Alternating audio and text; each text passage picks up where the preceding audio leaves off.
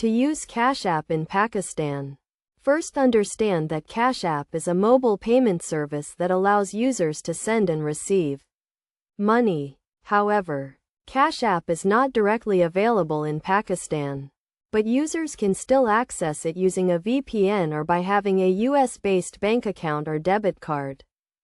Step 1 is to download the Cash App from the App Store.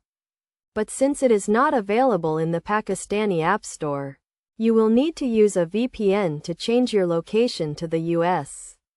Once you have downloaded the app, you will need to create an account by providing your email address and phone number.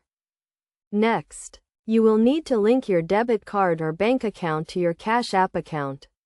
This can be done by going to the Banking tab and selecting the Add Bank option.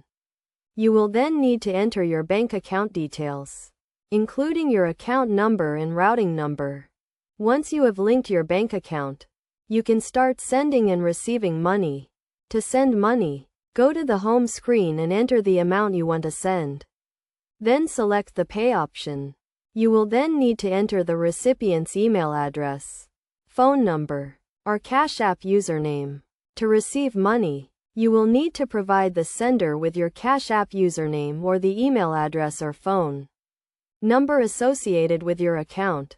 You can also request money from friends or family by going to the Request tab and selecting the Request option. It is essential to note that Cash App has some limitations and fees associated with it, especially for international transactions. There may be a fee for sending or receiving money, and the exchange rate may not be favorable.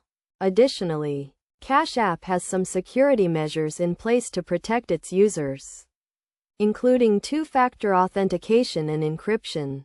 In conclusion, using Cash App in Pakistan requires some extra steps, including using a VPN and having a US-based bank account or debit card. However, once you have set up your account, you can easily send and receive money using the app.